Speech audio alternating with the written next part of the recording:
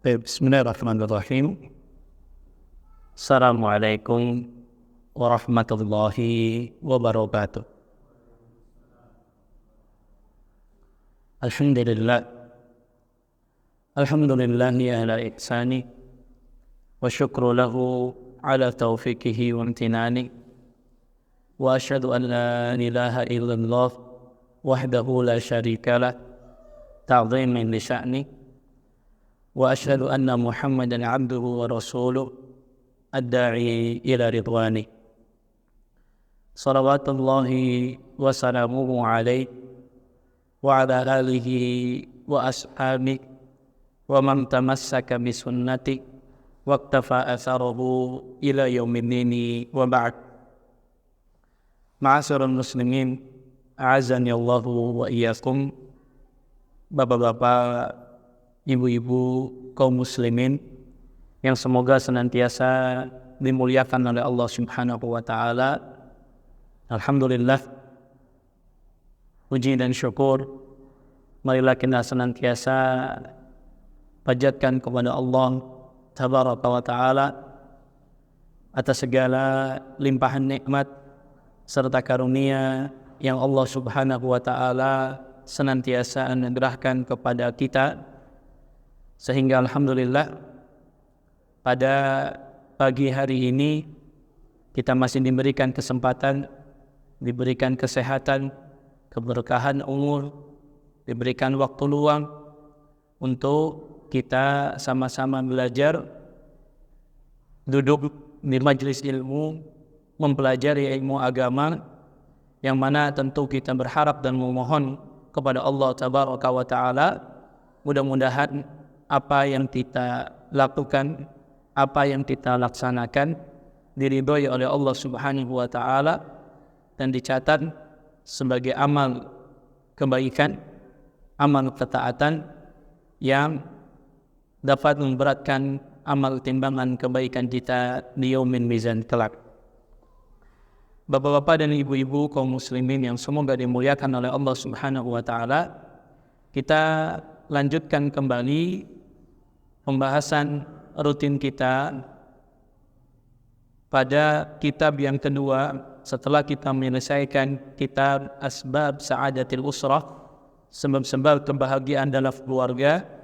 Kita lanjutkan dengan kajian membahas kitab Syarhul Adab Al-Asyarah, penjelasan tentang 10 adab penting di dalam kehidupan kita sehari-hari, di mana alhamdulillah kita sudah membahas beberapa adab, di antaranya adab mengucapkan salam, adab izin masuk ke rumah, kemudian adab makan.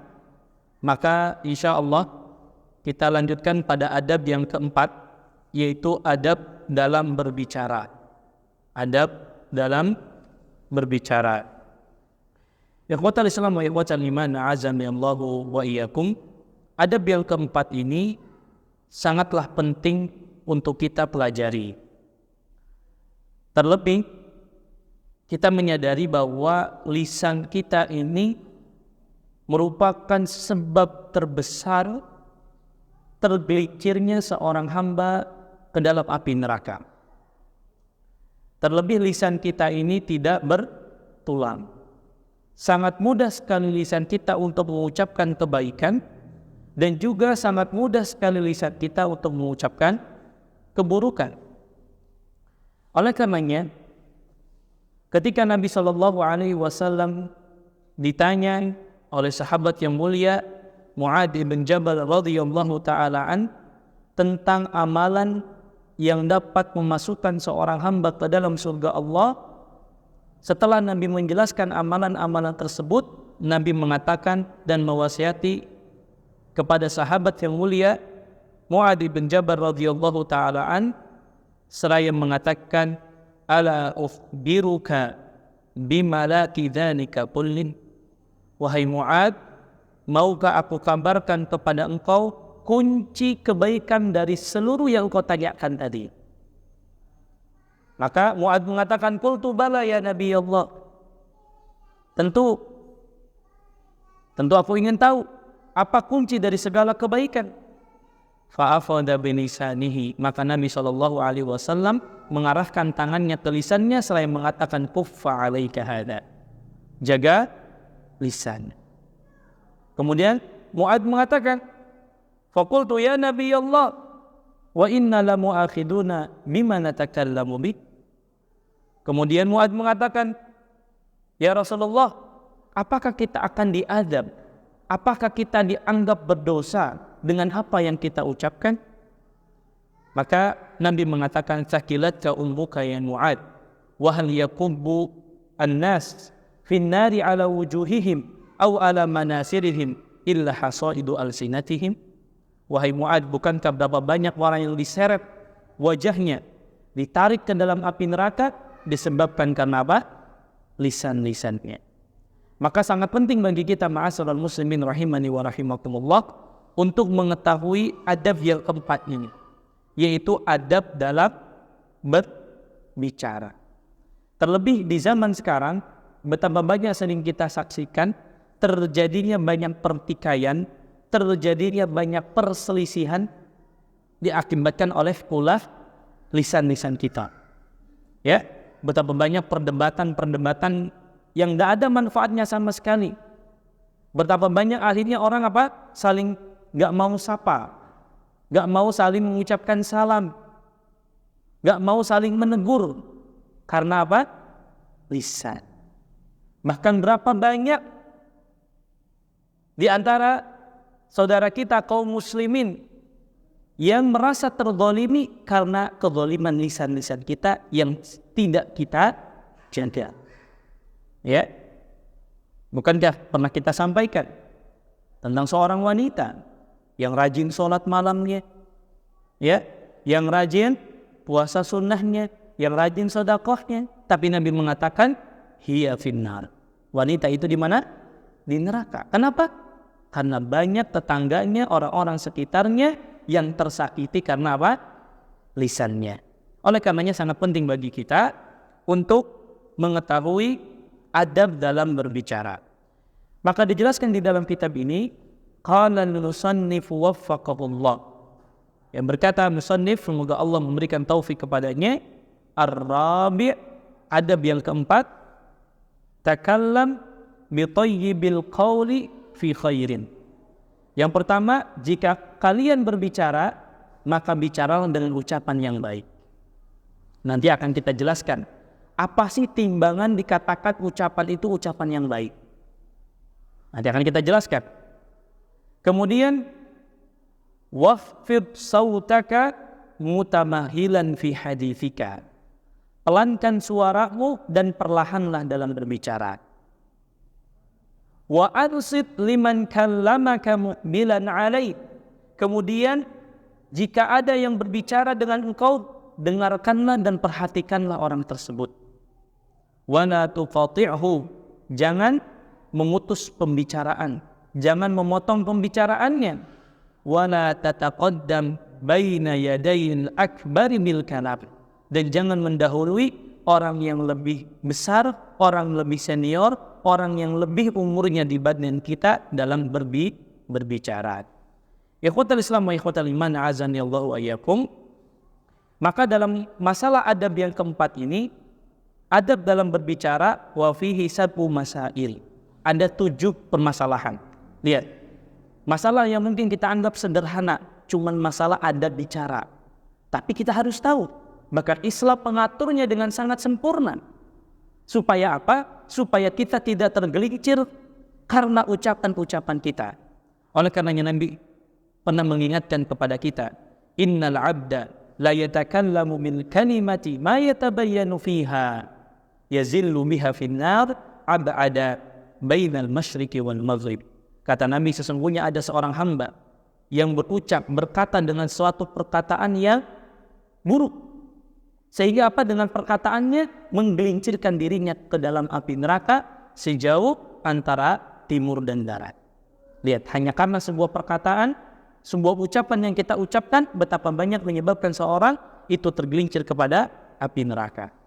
Dan Nabi juga mengingatkan, innal abda la yatakallamu bil kalimati min ridwanillah la yulqi laha balan yarfa'uhu Allah biha darajat. Sesungguhnya ada seorang hamba yang berucap dengan perkataan yang mengandung ridha Allah, ia tidak memedulikannya, niscaya Allah Subhanahu wa taala akan mengangkat derajatnya. Dan sebaliknya, wa innal 'abda la yatakallamu bil kalimati min sakhatillah, ada seorang hamba yang berbicara dengan pembicaraannya tersebut mengundang murka Allah Subhanahu wa taala, la yulqi laha balan, dia tidak mempedulikannya, yahwi biha fi jahannam, dengan sebab perkataannya yang mengandung murka Allah menyebabkan dia digelincirkan ke dalam api neraka. Oleh karenanya penting bagi kita untuk menjaga lisan-lisan kita dan mengetahui adab dalam berbicara. Maka permasalahan pertama, fal mas'alatul ula fi qawlihi takallam bi thayyibil qawli fi khair. Bicaralah dengan pembicaraan yang baik ketika engkau berkata. Nah, yang jadi pertanyaan, kata yang baik, pembicaraan yang baik itu seperti apa? Maka dijelaskan, wa thayyibu minal qawli huwa tahir as-sani minal khubthi. Yang dimaksud dengan perkataan yang baik itu adalah setiap perkataan yang diucapkan bersih dari cacian, bersih dari kata-kata kotor, dan perkataannya tidak mengandung sesuatu yang dilarang oleh syariat. Itu yang dikatakan perkataan yang baik. Jadi saya ulang, perkataan yang baik itu perkataan yang tidak mengandung cacian, yang tidak mengandung kata-kata kotor, dan tidak bertentangan dengan syariat. Kemudian timbangan dikatakan perkataan baik itu ada dua. Wal khairu huwa ma rughiba fihi syar'an aw 'urfan. Jadi ucapan yang baik itu, perkataan yang baik itu adalah setiap perkataan yang diperintahkan oleh syariat dan juga perkataannya baik secara uruf, secara adat istiadat. Nah, ini penting. Jadi perkataan yang baik itu satu, baik secara hukum syariat. Artinya memang gak mengandung cacian dan makian. Atau tidak mengandung perkataan yang dapat menyebabkan orang lain terzalimi. Dan yang terpenting adalah bahwa perkataan itu dikatakan perkataan yang baik ketika timbangannya adalah timbangan adat istiadat atau kebiasaan yang ada di masyarakat. Saya ambil contoh bapak-bapak sekalian, karena berbeda antara mungkin satu suku dengan suku yang lain, antar satu negara dengan negara yang lain. Misal, kalau di negara Arab, ya di Timur Tengah, itu memanggil orang lain dengan panggilan binatang, terutama binatang-binatang yang punya kelebihan, itu biasa. Makanya dikatakan apa? Ada namanya dipanggil Asad, singa, Usaid, anak singa. Bahkan ada Kulaib, anjing kecil. Coba kalau di kita manggil orang kayak anjing kecil, gimana? Tersakiti enggak?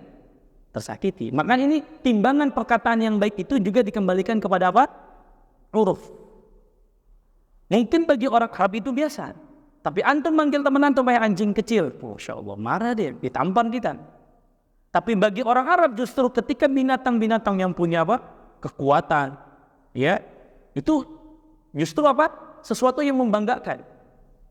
Tapi kan nggak bisa itu diterapkan di kita. Makanya timbangan perkataan yang baik itu dikembalikan kepada syariat dan juga kepada apa? Oh, kebiasaan yang ada di masyarakat.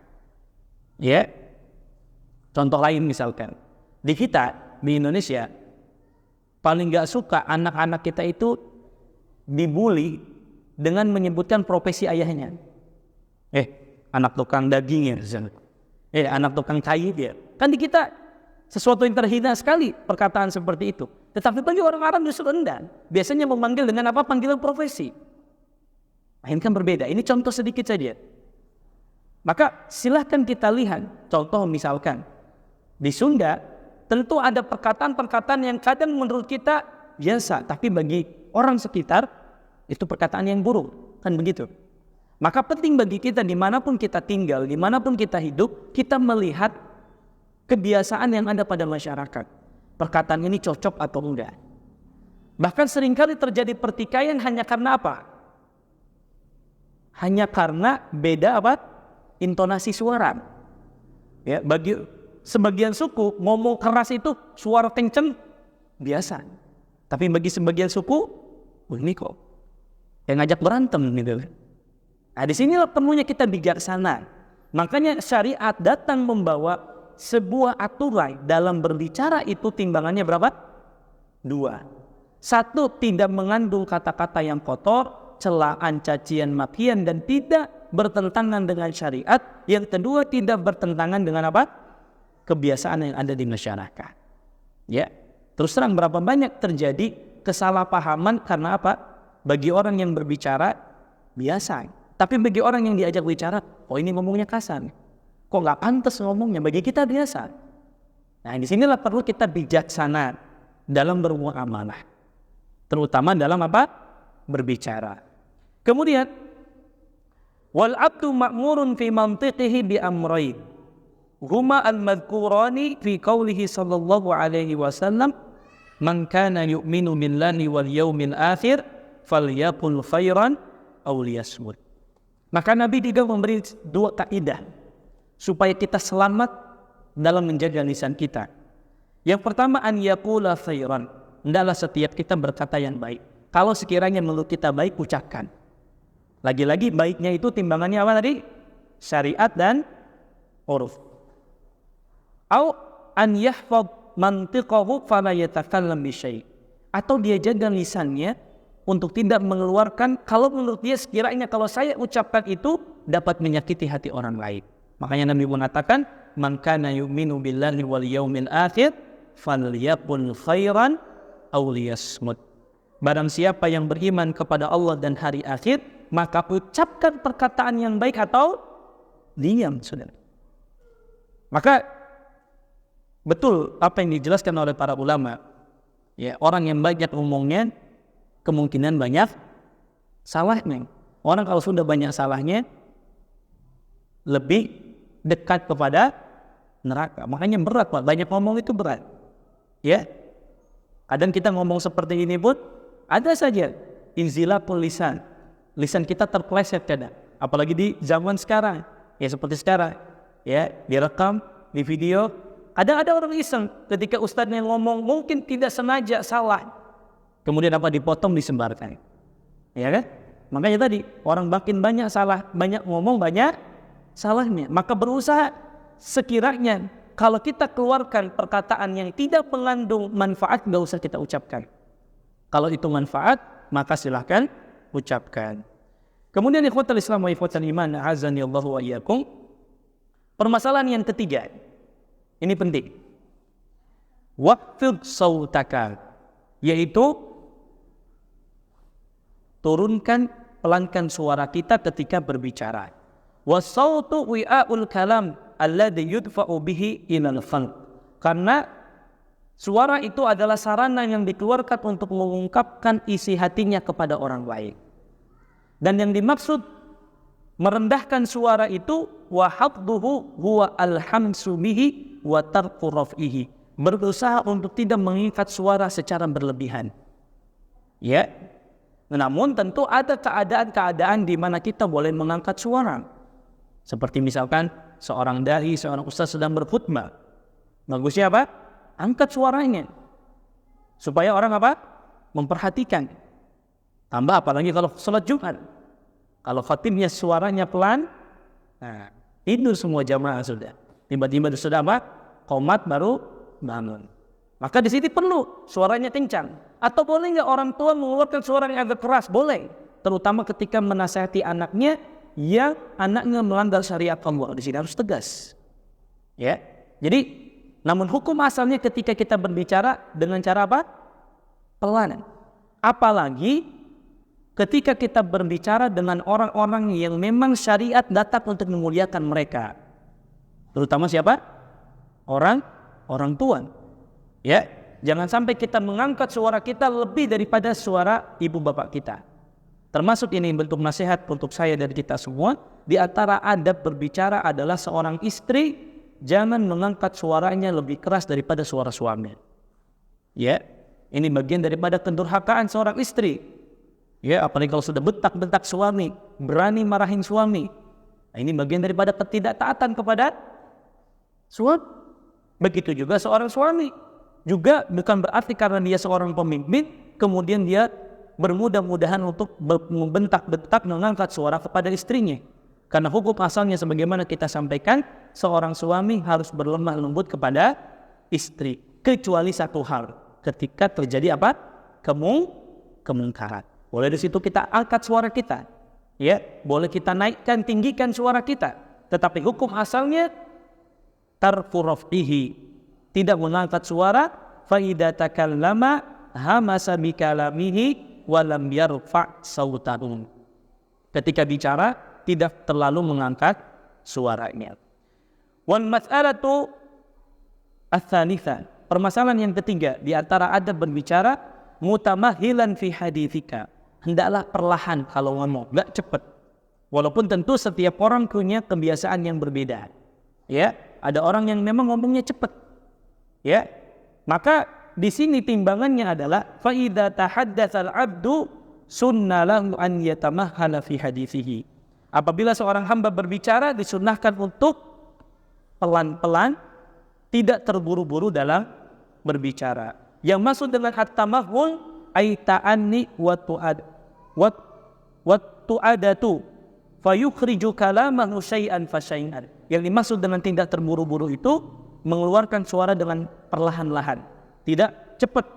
Tujuannya adalah hatta yataharraz fima yatakallamu bihi wa yuqal anhu, supaya suaranya jelas didengar dan bisa difahami perkataannya. Jadi kalau kita bicara, terutama bicara kepada orang tua, bicara kepada orang yang lebih senior dengan kita, bicara dengan orang yang lebih alim dari kita, hendaklah memelankan suara, kemudian tidak terburu-buru, supaya apa yang kita ucapkan bisa difahami dan juga jelas untuk didengar. Oleh karenanya para ulama menjelaskan famanfaatu tamahun fi kalami amran. Manfaat berbicara dengan pelan-pelan itu ada dua. Satu, husulu ihtirazil mutakallim fi kalamihi, menjaga ucapan yang keluar dari orang yang mengucapkannya. Nah, ini memang penting. Apalagi ini nasihat untuk para dai, para ustadz.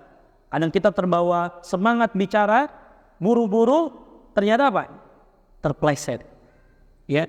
Nah tadi, apalagi zaman sekarang, kadang orang memanfaatkan ketika ada kesalahan ustadznya, langsung diviralkan. Ya, dipotong, diviralkan. Padahal mungkin ustadznya mengucapkan tidak sengaja. Maka memang penting di sini nasihat untuk kita semua ketika berbicara tidak terburu-buru, supaya juga menjaga lisan kita supaya tidak terpleset. Ya, yang misalkan awalnya dia bilang harusnya halal, dia bilang apa? Haram. Yang harusnya haram dia bilang halal. Kan ini juga ya bahaya. Makanya fungsi kita berbicara dengan apa? Pelan, berbicara dengan santai, tujuannya untuk menjaga lisan kita agar tidak salah dalam berucap. Yang kedua, fala yukhrij syai'an minal kalami illa waqad wazana. Ini penting. Kenapa kita diperintahkan untuk berbicara dengan pelan, bicara tidak terburu-buru, supaya tidak keluar dari lisan kita kecuali kita sudah menimbangnya. Ya, jadi sambil ngomong sambil ditimbang. Perlu nggak saya ngomong ini? Perlu nggak saya ngomong itu? Kalau tidak perlu tahan. Kalau memang perlu diucapkan. Nah ini fungsi daripada kenapa kita berbicara dengan pembicaraan yang santai, tidak terburu-buru. Kemudian di antara faedah yang lain, wal akhar husulu aqli ma'na kalamihi, supaya orang mudah memahami pembicaraan kita. Fayufhamu anhu, perkataan yang bisa difahami, wa yudraku mimma yuridu bikalamihi, dan bisa difahami maksud dari ucapan yang dia ingin sampaikan. Nah kemudian ini adab yang penting yang keempat. Fi qawlihi wa ansit liman kallamaka. Adab dalam berbicara adalah dia mendengarkan orang yang bicara dalam segala hal. Baik kita ngobrol secara formal, ngobrol tidak formal, apalagi dalam kajian, apalagi dalam kita menuntut ilmu. Apabila ada orang yang berbicara, maka dengarkan. Ai mi'ilqa'i sam'ika wa tawajjuhi qalbika ilai.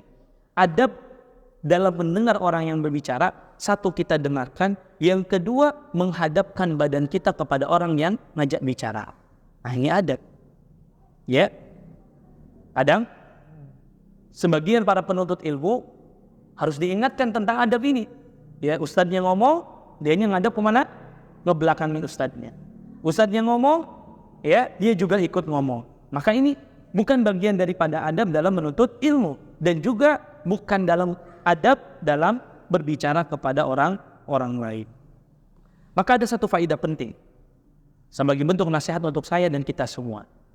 Kalau sekiranya antar kita, sesama saudara muslim, ada adab berbicara, ketika orang berbicara kita diam, kemudian hadapkan wajah kita kepadanya, maka yang jauh lebih penting harus kita beradab adalah ketika orang tua mengajak kita berbicara. Mohon maaf bapak-bapak dan ibu-ibu, kadang kita semua, saya rasa pernah melakukan ini. Kadang orang tua mengajak kita bicara, kemudian kita sibuk main handphone. Maka sebagian para ulama mengatakan itu ketidakberadaban seorang anak kepada orang tua. Dan naudzubillah, khawatir itu dikategorikan sebagai bentuk ketidakbaktian kita kepada orang tua. Jadi di antara kesalahan dan kekeliruan sebagian kita adalah ketika orang tua ngajak bicara, kita sibuk sambil dengarkan memang, tapi kita sambil main handphone. Iya bu, iya mi, iya pak, tapi handphone sambil main. Maka ajarkan ini kepada adab anak-anak kita. Kalau kita lagi ngajak bicara anak kita, dia pegang handphone, ambil dulu handphone ini, dengarkan. Bahkan di antara menurut saya tradisi yang bagus di Timur Tengah itu biasanya, walaupun berbeda dengan tradisi kita, kebiasaan kita. Kita kan kalau diomelin, gimana kalau Indonesia? Kalau kita marah sama anak kita, gimana kita? Nunduk kan? Nunduk. Justru kalau kita angkat kepala, nantang kamu sama bapak kan gitu. Tapi berbeda dengan orang-orang timur, justru bagus. Ya, di sisi lain, di mana ketika dia misalkan nasihati anaknya, suruh lihat muka bapaknya, lihat muka bapak. Supaya apa? Dia fokus. Kalau kita kan enggak ya. Tunduk. Ya. Artinya apa? Di sini juga ada. Ketika ada orang ngajak bicara, terutama orang tua kita, hadapkan wajah kita, dengarkan baik-baik. Karena kita kan gitu. Udah kadang ibu kita duduknya di bawah, kita di atas sofa sambil main handphone. Kemudian ibu kita ajak bicara, iya bu, iya bu, iya bu. Ini kurang adab sama orang tua. Dan ini ajarkan kepada anak-anak kita. Kalau kita ngajak bicara, dia main handphone, ambil handphonenya dulu. Dengar bapak ngomong, dengar ibu ngomong. Tidak apa-apa. Ini bagian daripada menanamkan apa? Ada. Ya, apalagi tadi kita ngomong di bawah, anak duduk di atas, turun. Ya, memang orang tua harus tegas dalam masalah adab. Supaya apa? Anak-anak kita tuh beradab. Kalau dia beradab sama orang tuanya, insya Allah dia akan beradab dengan siapa? Orang lain. Kan sekarang banyak kan? Ya, maka jangan heran kalau kita dapatkan sekarang anak-anak di sekolah, guru nerangin capek-capek, anak apa? Ribut. Bahkan mungkin di kelas main handphone. Kenapa? Karena memang kurang diajarkan adab ini. Di dalam Islam, ketika ada orang mengajak bicara, hadapkan wajahnya kepada kita. Ya, maka ketidakadaban seorang anak kepada orang tua adalah ketika orang tua ngajak bicara, kita sambil main handphone. Ya, ini kurang beradab. Kemudian, fal insatu al ma'muru bihi qadrun zaidun anil istima'. Nah, lihat, di sini dikatakan wa ansit. Ansit itu berbeda dengan istima'. Jadi kalau insat itu tingkatan yang lebih tinggi daripada al-insat itu ya di bawah daripada istima'. Kalau istima' itu lebih, maka fal insatu al-ma'mur bihi qadrun zaidun 'anil istima'. Qala Allah Ta'ala wa idza quri'al Qur'anu fastami'u lahu wa ansitu. Nah, ansitu insat itu berarti tingkatan yang lebih tinggi dari istima'. Istima' itu mendengar tapi tidak sambil memperhatikan. Tapi kalau insat itu mendengar sambil diperhatikan. Makanya ketika kita diperintahkan untuk mendengar Al-Quran, Allah menggunakan dua, istima' dan insat. Kata Allah, wa idza quri'al Qur'anu fastami'u lahu wa ansitu. Dan apabila diperdengarkan Al-Quran, dengarkan, istima'. Dan wa ansitu, betul-betul didengarkan. Nah, itulah yang harus kita lakukan ketika orang tua mengajak kita bicara. Bukan hanya sekedar istima', tapi juga apa? Insat. Mendengar betul-betul dengan memperhatikan. Kan kadang kita gitu, iya bu, iya bu, iya bu. Ya. Tapi giliran yang ngajak bicara atasan kita, berani kita begitu? Coba, kalau kita mau jujur bapak-bapak sekalian, kalau atasan kita manggil, masuk ke ruangan, ada berani kita main handphone? Pas dia ngomong, ada berani kita sambil ngomong-ngomong sama orang lain? Enggak. Tapi kenapa ketika di hadapan orang tua ngajak bicara, handphone main? Atau kita sambil ngobrol sama orang lain? Nah, ini kan enggak beradab sama orang tua. Maka di sini penekanan, kalau kita bicara dengan orang yang lebih mulia dari kita, orang tua kita, orang yang berilmu, maka di situ harus insat. Yaitu ilqa'us sam' wa tarkul kalami inda kalamihi. Ini bedanya istima dengan insat.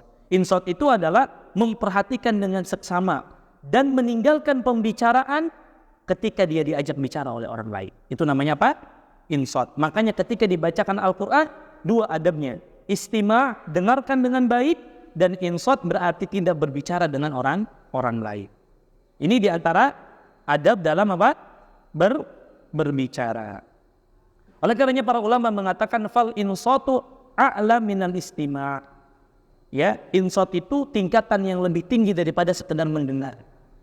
Mendengar sambil memperhatikan. Jadi insat ini kita lakukan ketika mendengarkan Al-Quran, ketika kita mendengarkan nasihat, ketika kita berbicara dengan orang tua. Ini penting, Pak. Sampaikan ini kepada anak-anak kita. Kalau pas dibacakan Al-Quran jangan ribut. Kalau pas orang tua ngomong, dengarkan. Kalau pas guru dan ustadznya ngomong, dengarkan. Ini kalau adab kita terapkan kepada anak-anak kita, Masya Allah. Anak-anak kita menjadi anak-anak yang beradab. Makanya para ulama mengatakan wa kullu insatin istima'un wa ziyadah. Setiap insat itu berarti pendengaran dengan ditambah memperhatikan tadi.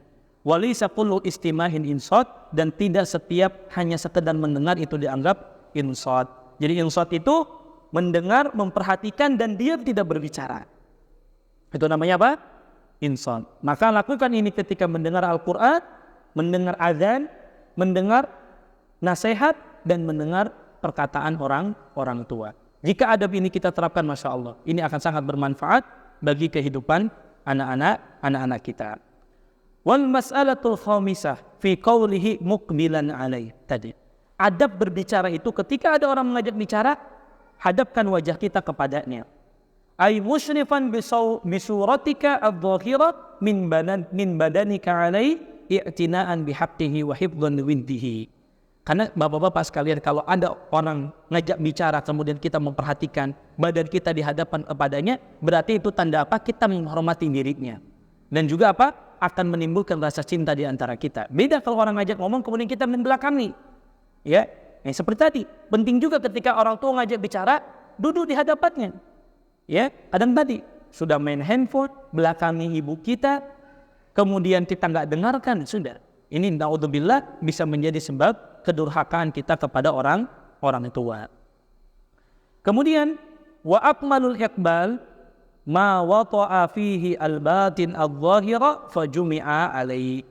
Ya, menghadapkan wajah ketika diajak bicara yang lebih sempurna adalah menghadapkan kita secara zahir, fisik kita dihadapkan dan juga batin kita mendengarkan. Artinya kalau orang ajak bicara betul-betul kita dengarkan. Ya, jangan sambil main handphone, jangan sambil apa? Ngobrol dengan orang lain. Ini ketidakadaban seseorang dalam berbicara. Wal mas'alatus sadisah. Permasalahan yang keenam dari adab berbicara. Fi qawlihi wala tuqati'hu. Jangan kita memotong pembicaraan ketika berbicara. Wal muqata'ah hiya mubadaratul mutakallim bil kalam qabla tamami kalamihi. Yang dimaksud memotong pembicaraan adalah cepat-cepat menjawab perkataan sebelum orang yang berbicara kepada kita sempurna menyelesaikan pembicaraannya. Nah, ini kan hal yang paling menyebalkan ketika kita ngomong dipotong tengah-tengah. Nah, ini nggak boleh. Kenapa? Lihat bagaimana Islam mengajarkan kepada kita sekecil apapun sesuatu yang dapat membuat hati orang lain terzolimi, tersakiti, jauhi. Ya, ini kan kalau kita ngomong dipotong, itu kan nyakiti hati. Ya, kalau orangnya anggap biasa, tapi ada sebagian orang kadang apa? Perasa orangnya. Ketika kita ngomong kemudian dipotong, dia tersakiti, ini menjadi kedzaliman bagi kita. Oleh karenanya, penting bagi kita untuk menjaga perkataan kita, tidak memotong pembicaraan sebelum selesai berbicara. Fala yakadu yubayyinu an maqsudihi wa la yufsihu an muradihi. Kemudian adab yang ke-7 yang berkaitan dengan masalah adab berbicara, dan ini sangat penting sekali, dan ini ajarkan kepada anak-anak kita, wala tataqaddam baina yadayil akbari bil kalam. Ya, di antara adab dalam berbicara, tidak mendahului berbicara di hadapan orang-orang yang lebih senior dari kita. Apa yang dimaksud dengan senior di sini nanti akan kita jelaskan. Ya, li'anna syara'a hafidhun lil kabiri haqqan. Karena Islam itu sangat menjaga hak orang yang lebih besar dari kita, orang yang lebih tua dari kita. Makanya apa kata Nabi? Laisa minna man lam yarham saghirana wa yu'adzim kabirana. Bukan termasuk golonganku, kata Nabi, orang-orang yang tidak menyayangi anak kecil dan tidak hormat kepada yang lebih tua. Lihat bagaimana Islam mengajarkan kepada kita untuk hormat kepada orang yang lebih tua. Dan ini harus selalu kita tanamkan kepada anak-anak kita. Kalau ketemu orang yang lebih tua, harus sopan santun, harus hormat. Bahkan berbicara sekalipun tidak boleh mendahului orang yang lebih tua dari kita. Kenapa? Karena ini haknya mereka. Allah yutaqaddam baina yadayhi fala yasra man dunahu fil kalam fi ma qasadah. Terlebih ini penting Bapak-bapak sekalian, kalau kita dalam sebuah forum. Kalau kita dalam sebuah forum, dalam sebuah rapat, ya, ketika kita bermusyawarah, maka dahulukan yang berbicara itu yang mana? Yang lebih tua. Ya. Jadi adab ketika kita rapat, kita sedang bermusyawarah, dahulukan yang ngomong itu yang lebih tua. Yang lebih tua itu dari dua hal.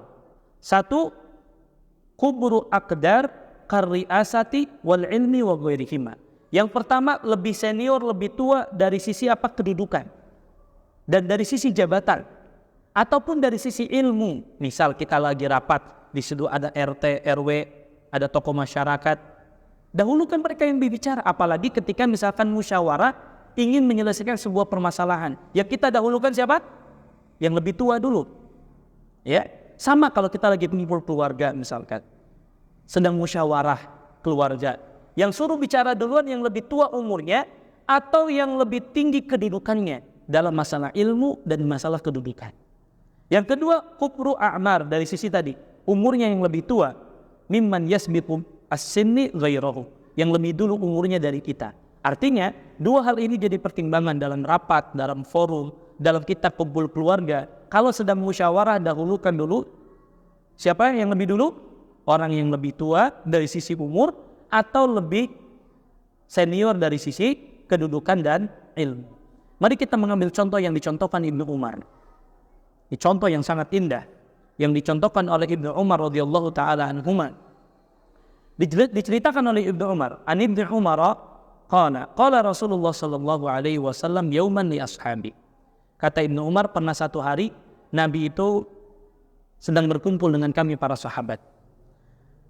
Maka Nabi berkata kepada para sahabatnya, kata Nabi, akhbiruni an syajaratin mathaluha mathalul mu'min.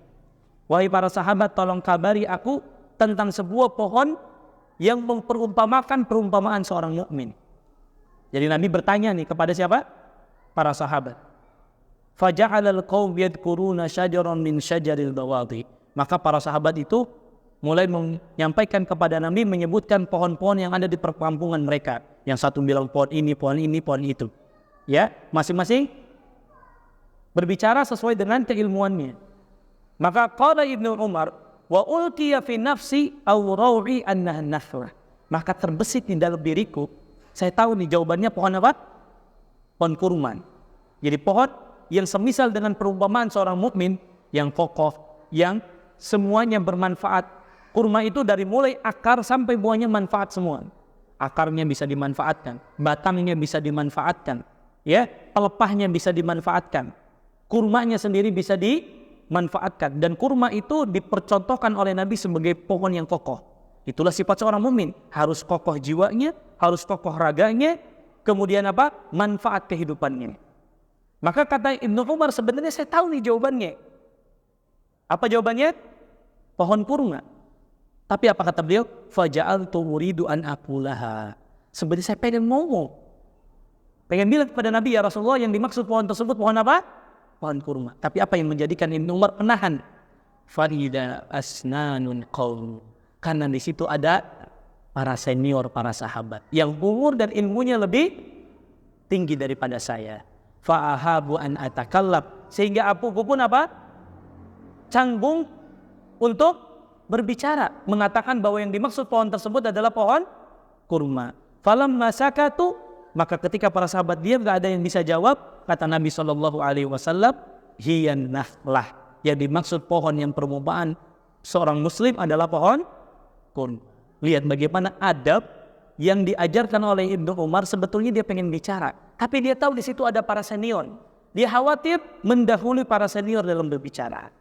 Maka disinilah para ulama mengatakan di antara adab ketika dalam musyawarah, dalam rapat, dahulukan orang-orang yang lebih senior dari sisi umur, dari sisi ilmu, dari sisi kedudukan. Ya, ketika mereka sudah tidak bicara, baru kita ngomong. Atau boleh nggak kita ngomong duluan? Boleh. Caranya dengan apa? Izin terlebih dahulu. Ya, Bapak-bapak, mohon maaf kepada yang senior dan lain sebagainya, izinkan saya berbicara terlebih dahulu. Boleh. Adabnya izin dulu. Apalagi kalau kita berada di majelis ilmu. Ya, apabila kita berada di majelis ilmu yang di situ diskusi tentang agama, maka biarkan orang yang lebih paham terhadap ilmu yang bicara duluan. Atau orang yang lebih senior dari umur yang bicara duluan. Ya, makanya fal abdu ma'murun bi taqdimil akbar baina yadayhi fi kalam wa manhiyun an musabaqatihi. Ya, jadi seorang itu tidak boleh mendahului orang yang lebih senior dalam berbicara, dan ini terlarang. Apa tujuannya? Hifdhan li haqqihi, dalam rangka kita menjaga haknya. Ya, lima fi sahih min qaulihi sallallahu alaihi wasallam, kabbir kabbir. Kata Nabi, dahulukan yang senior dalam berbicara. Kemudian ikhwatal Islam wa ikhwatal iman, azani Allah wa iyyakum, di antara faidah yang juga bisa kita ambil dari adab dalam berbicara ini adalah tidak bolehlah seorang penuntut ilmu berbicara di hadapan para ulama seperti menjawab pertanyaan. Ya, misalkan begini. Ada dalam satu kajian, jamaah bertanya kepada ustadznya. Ya. Ustadznya belum menjawab, tiba-tiba jamaah yang lain bilang, "Oh, Ustadz, saya tahu jawabannya itu, Ustadz. Sini biar saya jelaskan." Nah, ini enggak ada adab namanya. Ya, kan yang ditanya ustadznya, dia tanya gurunya. Misalkan dalam satu forum seperti ini, ada jamaah yang bertanya sama ustadznya. Ya, misalkan, "Ustadz, apa hukum berbicara dalam sholat?" misalkan. Ya, ustadznya belum bicara, kemudian jamaah yang bilang, "Ustadz, saya jawab jawabannya." Itu sih gampang, Ustadz, saya tahu jawabannya. Nah, ini gambar adab berarti. Ya, jadi tidak boleh seseorang di hadapan para ulama, di hadapan para orang yang berilmu, ya, mendahului penjelasan ulama dengan pemahamannya. Ya, kenapa? Karena Islam mengajarkan kepada kita ketika berbicara dan bertanya itu harus kepada apa? Ahlinya. Apa kata Allah? Fas'alu ahla dzikri in kuntum la ta'lamun. Tanyalah kepada orang yang faham jika kalian tidak mengetahui. Kemudian ikhwatal Islam wa ikhwatal iman, maka kita selesai daripada adab yang keempat, maka kita masuk kepada adab yang kelima, dan ini adab yang penting terutama kita ajarkan kepada anak-anak kita dan juga kita rutinkan di dalam kehidupan kita. Di mana adab yang kelima ini berbicara tentang adab an-naum, adab tidur. Sederhana adab tidur, tetapi efeknya luar biasa. Dan saya menyarankan diri saya dan kita semua, lakukan adab ini setiap kita mau tidur, maka Allah akan berikan kita keberkahan.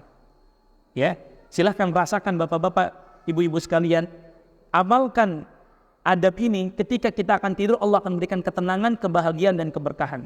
Apalagi kalau kita sekeluarga menerapkan adab ini. Al-khamis, adab yang ke-10, yaitu adab yang berkaitan dengan adab an-naum, adab tidur. Ma'asyiral muslimin rahimani wa rahimakumullah, selalu saya ingin sampaikan bahwa ketika kita tidur itu sejatinya kita diwafatkan oleh Allah, betul atau tidak? Makanya tidur itu adalah meninggal kecilnya kita. Karena sejatinya ketika kita tidur, nyawa kita diambil oleh Allah Subhanahu wa taala.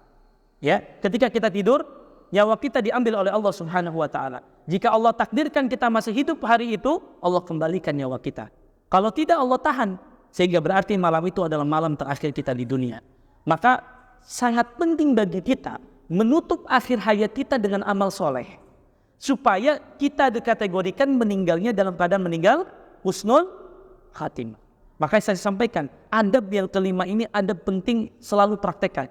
Insya Allah Pak, kalau kita biasa mempraktekannya, sekali lupa, itu kayak ada sesuatu yang menyesal dalam hari itu. Ya, kalau orang sudah biasa, insya Allah selalu ingat ketika akan tidur, ingat adab ini. Supaya apa? Kita khawatir malam itu adalah malam terakhir bagi kita. Maka kita tutup malam kita dengan amal soleh. Mudah-mudahan kalaupun Allah takdirkan kita wafat malam itu, kita sudah menutupnya dengan apa? Amal soleh. Makanya di antara doa ketika bangun tidur apa? Alhamdulillahilladzi ahyana ba'dama amatana wa ilaihim nusyur. Segala puji bagi Allah yang telah menghidupkan kami kembali setelah kami diwafatkan. Ba'dama amatana. Karena memang ketika kita tidur itu diwafatkan oleh Allah. Ada yang tidur kita masih merasa melakukan sesuatu, kan enggak. Betul-betul kita terlelap, enggak ingat apa-apa. Karena memang nyawa kita diambil sama Allah. Kalau kita masih diberikan kesempatan hidup, dikembalikan oleh Allah nyawa kita. Kalau enggak, Allah ambil. Maka ketika kita bangun tidur, kita masih bisa hidup, maka kita memuji Allah dengan mengucapkan Alhamdulillahilladzi ahyana ba'dama amatana wa ilaihi an-nusyur. Baik. Adab yang kelima. Dijelaskan di sini al-khamis, adab yang kelima, idza ataita madji'aka fatawadda. Apabila engkau akan beranjak ke tempat tidurmu, maka berwudulah. Ini adab pertama, Pak. Subhanallah. Kalau kita terapkan adab ini, kita bilang ke isi rumah kita, anak-anak kita, keluarga kita, jangan ada yang tidur kecuali setelah apa? Berwudu. Satu, menjaga kebersihan. Yang kedua, ini amal soleh. Kalaupun Allah takdirkan kita meninggal dalam keadaan apa? Suci. Ya. Jadi idza ataita madhi'aka fatawadda. Kalau kita ingin beranjak ke tempat tidur kita, satu, berwudu. Wa nab ala shikkikal aiman. Tidurlah dengan bagian yang sebelah kanan. Ya. Apa ini namanya? Bukan punggung, apa namanya? Tulang rusuk ya. Tulang rusuk sebelah kanan. Ya. Watlu ayatal kursi marratan. Baca ayat kursi satu kali. Wudu, kemudian baringkan badan kita ke sebelah kanan, baca ayat kursi, wajma kaffaika, kemudian kumpulkan dua telapak tangan seperti ini. Ya. Waqra fihima suratal ikhlas. Baca di situ surah al-ikhlas. Wal muawwidatain, dan dua muawwidatain. Berarti qul a'udzu birabbil falaq wa qul a'udzu birabbin nas. Wanfuth fihima, kemudian tiupkan. Nafas itu ada tiupan beserta sedikit ludah. Jangan kumpulin ludah kemudian tiupkan, jangan. Itu bukan nafas namanya. Nafas itu tiup, ada apa? Ludah sedikit. Nah, itu namanya apa? Nafas. Ya. Wamsah bihima mastata'ta min jasadi. Kemudian usapkan ke bagian tubuh yang mudah dijangkau. Enggak juga semua. Enggak. Yang diperintahkan oleh Nabi bagian depan saja, yang mudah dijangkau. Ya, usapkan. Nah, seperti ini. Taf'alu dzalika thalathan, lakukan itu 3 kali.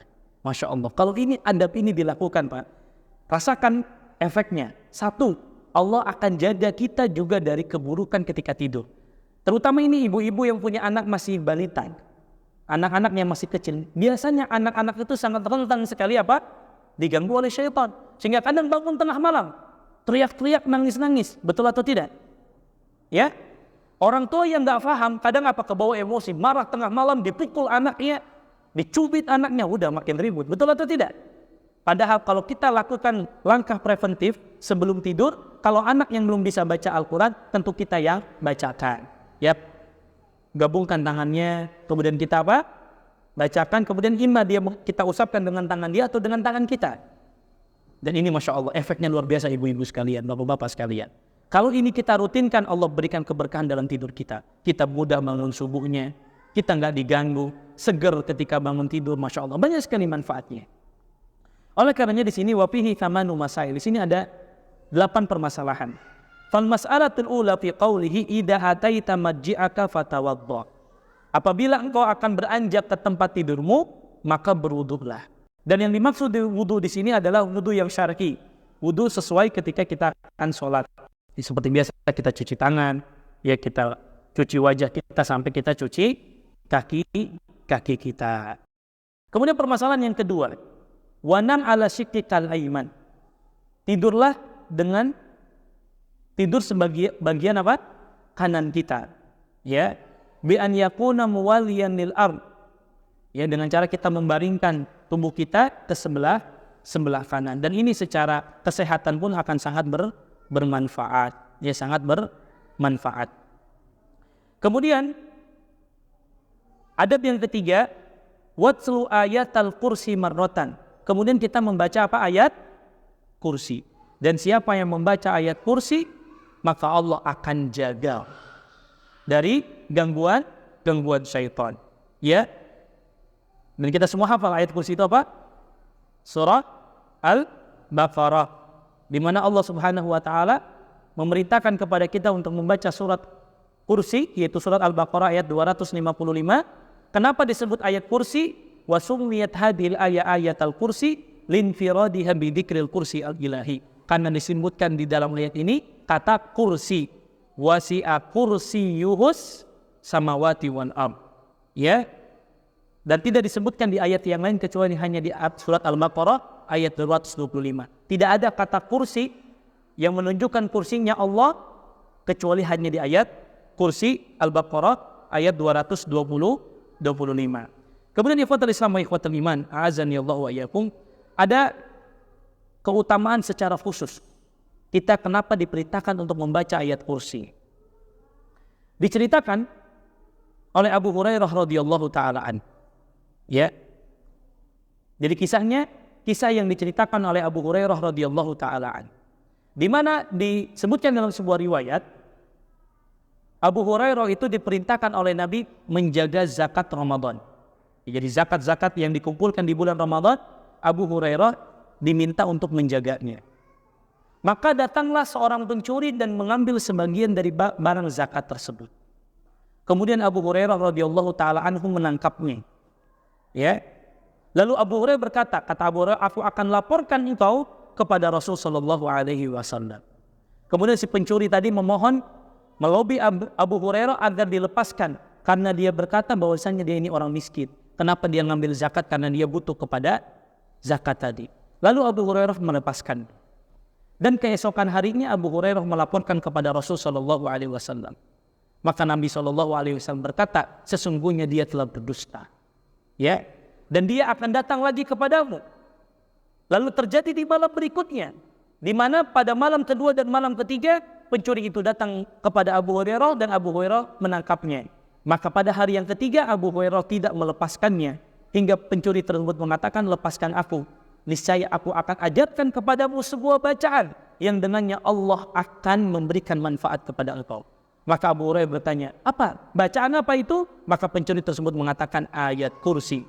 Ya, maka kata beliau, pencuri tadi mengatakan, apabila engkau beranjak ke tempat tidurmu, hendaklah membaca ayat kursi sampai selesai.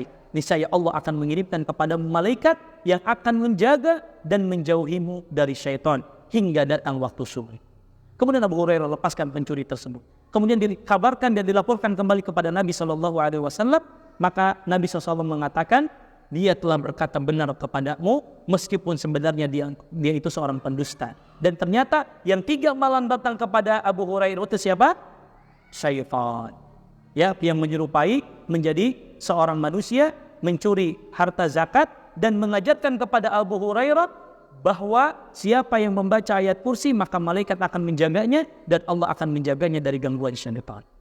Maka Nabi mengatakan yang ketiga itu baru benar, walaupun dia seorang pendusta. Hadis ini adalah hadis yang sahih yang menunjukkan kepada kita tentang keutamaan membaca ayat kursi. Jadi terutama ini ibu-ibu sekalian, kalau anak-anak kita ingin terjaga ketika tidurnya, nyenyak ketika tidurnya, bacakan ayat kursi dan juga apa tadi? Al-Ikhlas dan Muawwidzatain. Kemudian ikhwatal Islam wa ikhwatal iman, azani Allah wa iyyakum, wa tilawatu huna, ini penting, al-qiraah, yaitu dibaca. Ya. Nah, ini penting. Mungkin ada pertanyaan, Ustaz, boleh enggak sambil tidur saya dengarkan murotal ayat kursi? Nah, di sini yang Nabi perintahkan apa? Baca, bukan dengarkan.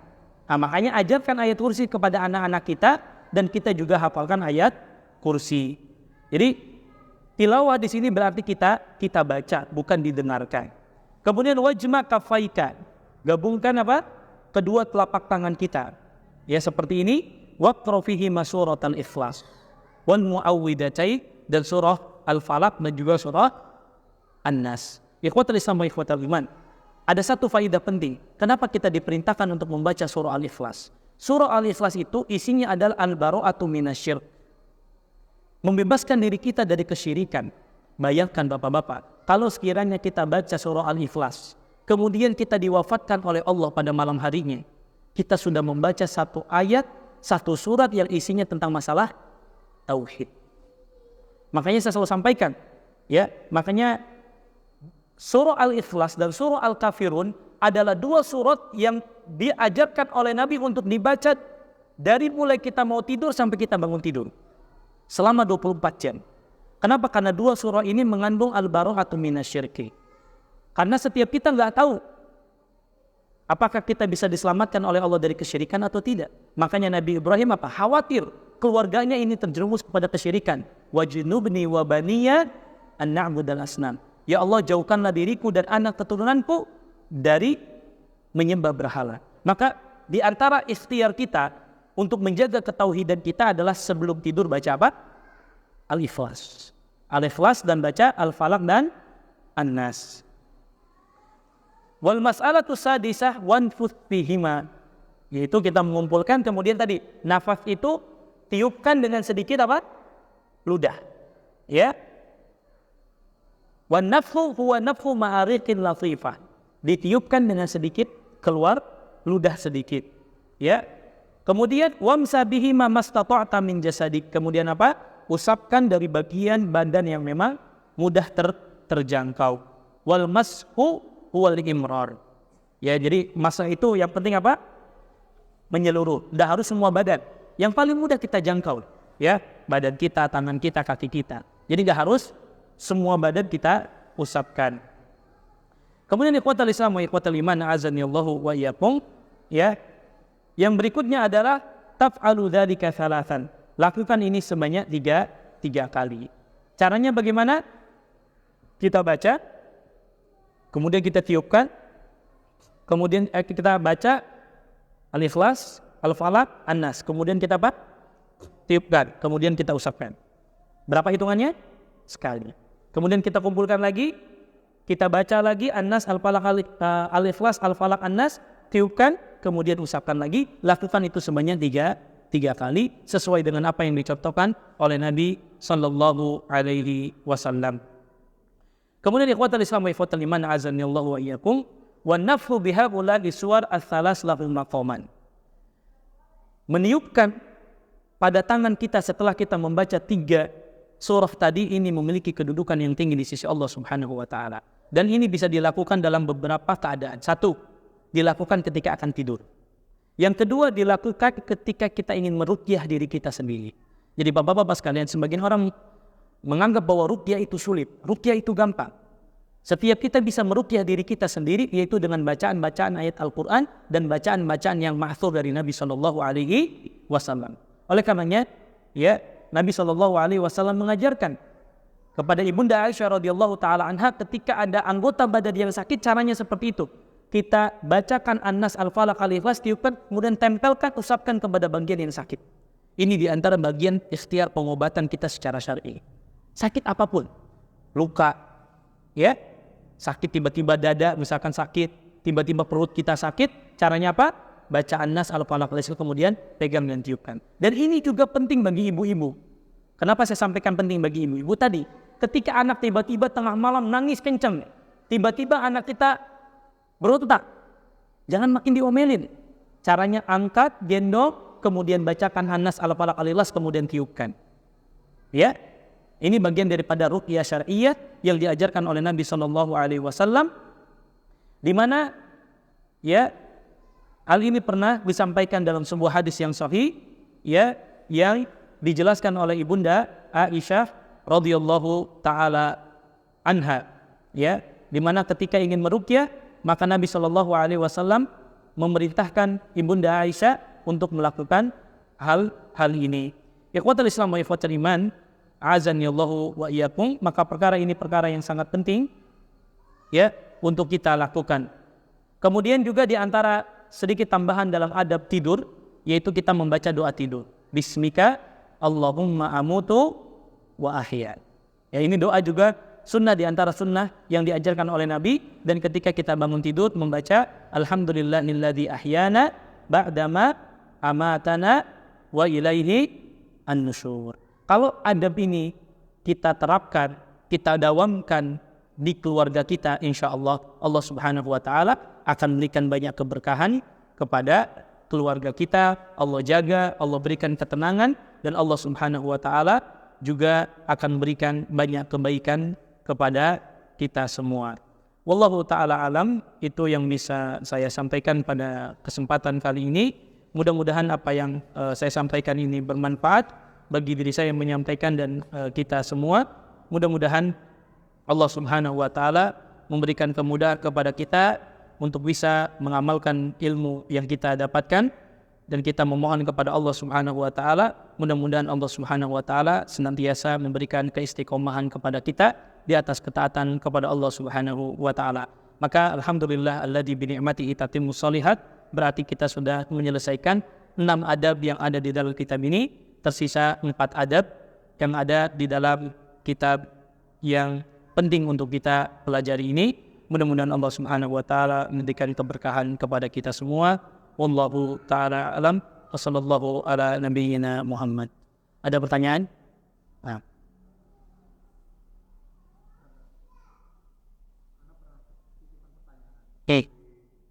Apa nih? Yang ikhwan ibu-ibu ada yang tanya?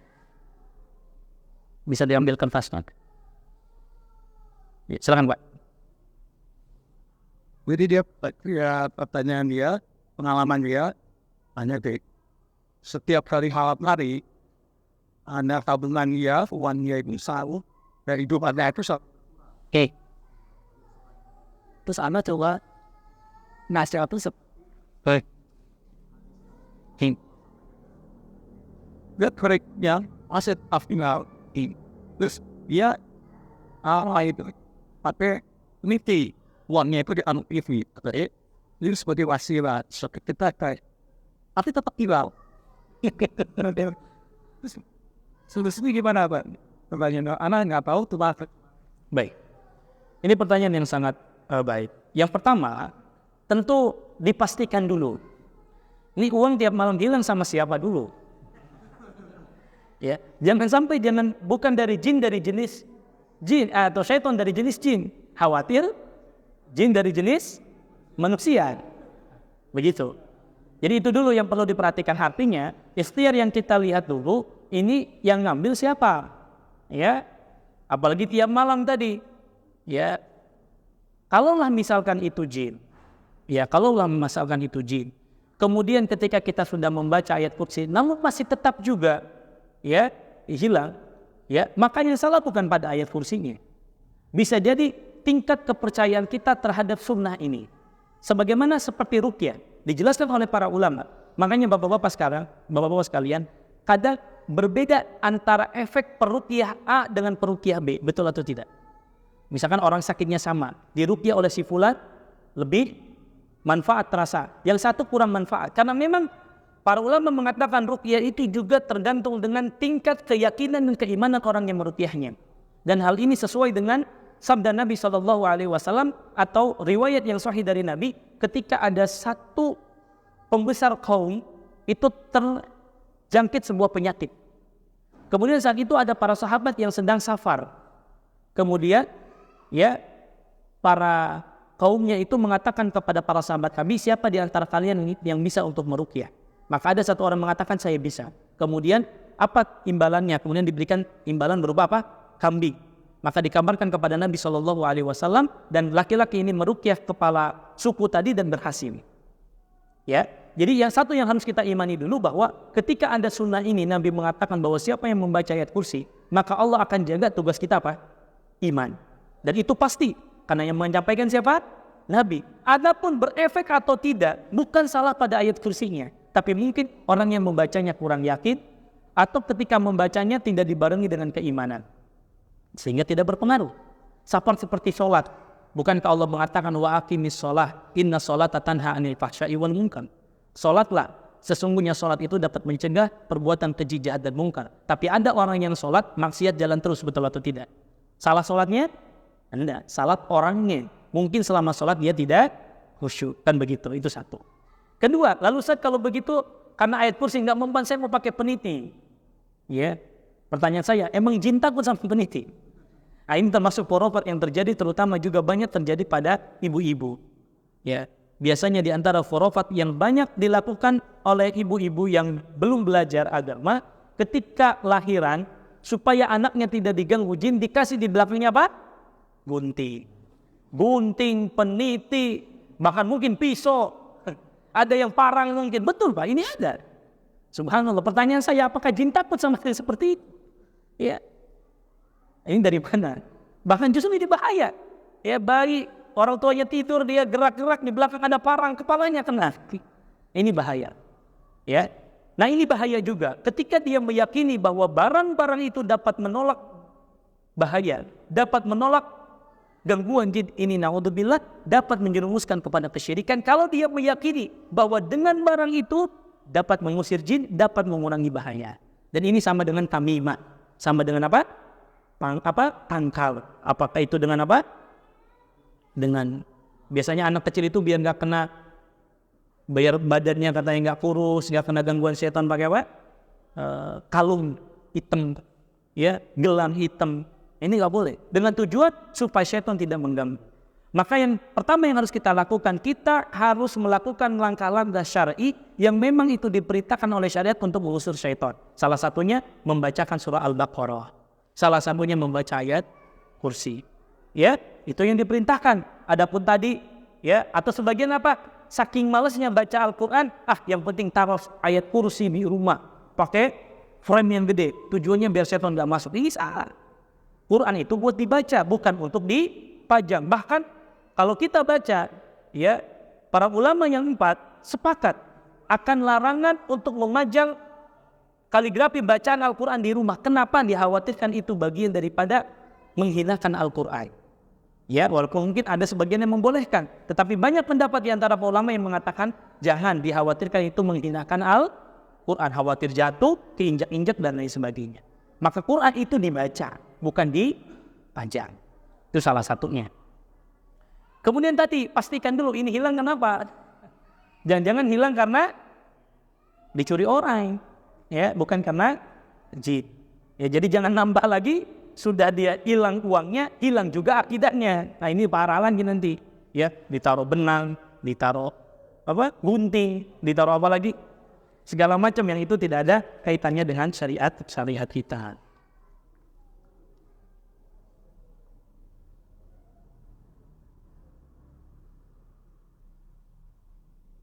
Nah, Ustadz, Anda mau bertanya, ucapan istighfar ketika mau tidur itu sebanyak 3 kali. Seperti apa doanya? Apakah itu sahih? Ya, terkait istighfar itu banyak. Bisa kita mengucapkan dengan astagfirullah wa atubu ilaih. Ya, yang penting di dalamnya ada mengandung apa? Permintaan ampun kita kepada Allah. Ya, istighfar, astagfirullah. Ya, astagfirullah wa atubu ilaih. Ini istighfar yang diperintahkan. Apakah ada secara khusus sebelum tidur kita beristighfar? Wallahu ta'ala a'lam. Ya, saya belum mendapatkan atau mungkin karena keterbatasan ilmu saya tidak tahu apakah ini disunahkan atau tidak beristighfar sebelum tidur. Namun yang harus kita pahami bahwa istighfar kapanpun boleh kita baca. Kenapa? Karena Nabi mengatakan wallahi inni la astaghfirullah fil yaum aktsar min 70 marrah. Demi Allah, sesungguhnya aku beristighfar kepada Allah dalam sehari lebih daripada 70 kali. Artinya istighfar boleh dibaca kapan saja.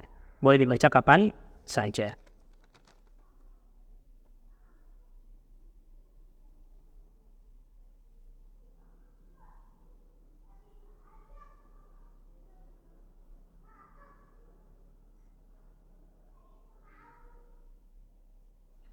Pak Ustadz, saya ingin bertanya, benarkah kalau sholawat Muhammad ditambah dengan kalimat Ya Karim, Allahumma sholli ala Muhammad Ya Karim, yang saya dengar saat selesai adzan itu di salah satu masjid? Wallahu ta'ala.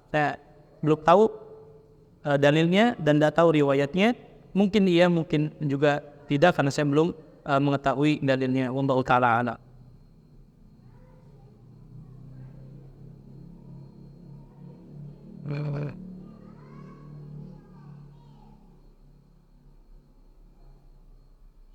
Ustaz, dalam sebuah acara biasanya terdapat sambutan dalam acara formal ataupun dalam rangka diskusi. Tapi dalam susunan sambutan tersebut selalu dimulai dari kedudukan yang terendah, bukan yang tertinggi. Jika susunannya salah, apakah dianggap melangkahi dalam konteks ini? Ya, kalau ketika penyusunan acara ini sudah disepakati bersama, tidak masalah. Ya, jadi panitia sudah mesepakati bahwa nanti yang sambutan yang jabatannya terendah dulu, ya, ketua panitia dulu, baru nanti pembinanya, nggak masalah. Kalau itu sudah disepakati dan itu juga diketahui oleh orang yang lebih tinggi, ya nggak masalah, ya nggak masalah. Kecuali tadi tidak ada izin, tidak ada tahu, dan rundown acaranya tidak di-share, sehingga orang nggak tahu. Kan kalau sudah dibuat dalam satu rundown acara, ketika kita mengundang, kemudian dibaca, oh iya, kan yang lebih senior pun baca, oh iya, saya sambutannya setelah dia setuju, nggak masalah. Kecuali dia bilang nggak mau, saya pokoknya sambutan lebih awal, kayak kedudukan saya lebih tinggi, ya itu harus dirubah. Adapun kalau sudah sama-sama sepakat, tidak masalah. Wallahu ta'ala a'lam. Ada lagi? Cukup? Tak. Ini kenapa setuju that that ends you well on and everybody I'm at my money I'm to me if I on some of the capacity good and I thought the Honda I thought about something happened one has man to say that and you went itu tuh bisnis not have one out I must take that God one get apa yang misalnya nggak semua senang itu kuasa ngomong balik mau baca juga kayak aksu gitu nih ada betul ya ada Masa ya, baik. Terkait dengan apa erup-erup ya, erup-erupan atau apa istilahnya bahasa Indonesia itu? Ketindih gitu ya. Nah, itu hal yang bukan menimpa satu dua orang, memang banyak orang, bahkan kami pun pernah merasakan itu begitu. Lalu bagaimana dalam pandangan syariat? Yang pertama biasanya kan ketindihan itu, erup-erupan itu bermulai dari mimpi yang buruk, ya. Dan hampir biasanya karena mimpi yang buruk. Tiba-tiba melihat bulat, tiba-tiba dikejar sesuatu yang menakutkan, sehingga apa?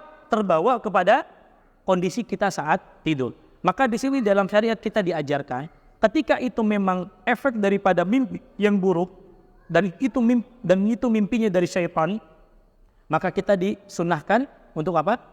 Bangun, kemudian berta'awud, kemudian meludah ke sebelah kiri.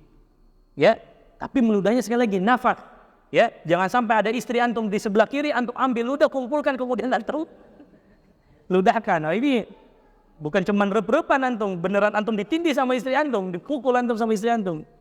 Ya, jadi itu caranya. Karena itu biasanya rep-repan itu ada yang memang awalnya dari mimpi, ada yang memang tiba-tiba sulit bergerak dan sebagainya. Maka salah satunya tadi kita berta'awud, berlindung kepada Allah Subhanahu wa taala, tambah dengan ya boleh kita menambah dengan ayat kursi, kemudian An-Nas, Al-Falaq, Al-Ikhlas. Dan itu bagian daripada ruqyah syariah. Ya, kadang membuat hati kita kan nggak tenang tuh biasanya. Tidur, bangun, kemudian ya kita kepikiran terus. Maka segera berta'awud, kemudian meludah ke sebelah kiri, ya, dengan nafas, dengan angin sedikit ada ludahnya, ya kita memohon perlindungan kepada Allah Subhanahu wa taala, baca ayat kursi, An-Nas, Al-Falaq, Al-Ikhlas. Insyaallah Allah Subhanahu wa taala akan hilangkan. Kemudian yang kedua, tidak usah lagi kita ya pikirkan pagi harinya, ya. Karena di antara juga adab ketika kita bermimpi buruk, tidak boleh diceritakan kepada orang lain, kecuali kepada orang yang kita anggap amanah, bisa ngasih solusi, nggak apa-apa.